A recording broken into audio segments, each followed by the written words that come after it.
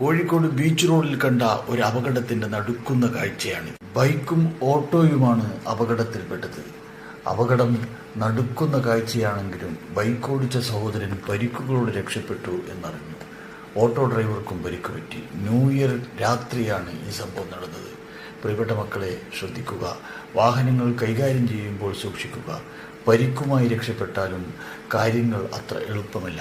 അമിത വേഗതയും അശ്രദ്ധയുമാണ് അപകടങ്ങൾ വരുത്തി വെക്കുന്നത്. ചിലപ്പോൾ നിങ്ങൾ പണക്കാരനാകാം, അല്ലെങ്കിൽ സാധാരണക്കാരനാകാം. ആരുമായിക്കൊള്ളട്ടെ, നിയമം എല്ലാവരും പാലിക്കുക. മോട്ടോർ വാഹന വകുപ്പിൻ്റെയും പോലീസിൻ്റെയും നിയന്ത്രണങ്ങൾ പാലിക്കുക. അപകടങ്ങളിൽ നിന്നും മറ്റു ദുരന്തങ്ങളിൽ നിന്നും ഒരു പരിധിവരെ നിങ്ങൾക്ക് രക്ഷപ്പെടാം. നിസ്സാരമായൊരു ഓട്ടോയിലിടിച്ചാണ് ഈ ബൈക്ക് 2 പീസായി മാറിയിരിക്കുന്നത്. അത് ഇനി വലിയ വാഹനങ്ങളിലായിരുന്നെങ്കിൽ, വലിയ ലോറികളിലായിരുന്നെങ്കിൽ, ബസ്സുകളിലായിരുന്നെങ്കിൽ എന്താകുമായിരുന്നു അവസ്ഥ? നിങ്ങൾ ഒരു നിമിഷം ചിന്തിക്കൂ. ജീവൻ വിലപ്പെട്ടതാണ്. കോഴിക്കോട് ബീച്ച് റോഡിൽ കണ്ട ഒരു അപകടത്തിന്റെ നടുക്കുന്ന കാഴ്ചയാണ്. ബൈക്കും ഓട്ടോയുമാണ് അപകടത്തിൽപ്പെട്ടത്. അപകടം നടുക്കുന്ന കാഴ്ചയാണെങ്കിലും ബൈക്ക് ഓടിച്ച സഹോദരൻ പരിക്കുകളോട് രക്ഷപ്പെട്ടു എന്നറിഞ്ഞു. ഓട്ടോ ഡ്രൈവർക്കും പരിക്ക് പറ്റി. ന്യൂ ഇയർ രാത്രിയാണ് ഈ സംഭവം നടന്നത്. പ്രിയപ്പെട്ട മക്കളെ, ശ്രദ്ധിക്കുക. വാഹനങ്ങൾ കൈകാര്യം ചെയ്യുമ്പോൾ സൂക്ഷിക്കുക.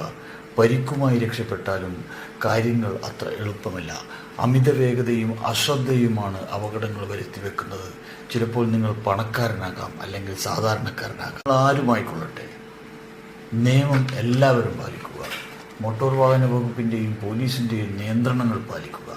അപകടങ്ങളിൽ നിന്നും മറ്റു ദുരന്തങ്ങളിൽ നിന്നും ഒരു പരിധിവരെ നിങ്ങൾക്ക് രക്ഷപ്പെടാം. നിസ്സാരമായൊരു ഓട്ടോയിലിടിച്ചാണ് ഈ ബൈക്ക് 2 പീസായി മാറിയിരിക്കുന്നത്. അത് ഇനി വലിയ വാഹനങ്ങളിലായിരുന്നെങ്കിൽ, വലിയ ലോറികളിലായിരുന്നെങ്കിൽ, ബസ്സുകളിലായിരുന്നെങ്കിൽ എന്താകുമായിരുന്നു അവസ്ഥ? നിങ്ങൾ ഒരു നിമിഷം ചിന്തിക്കൂ. ജീവൻ വിലപ്പെട്ടതാണ്.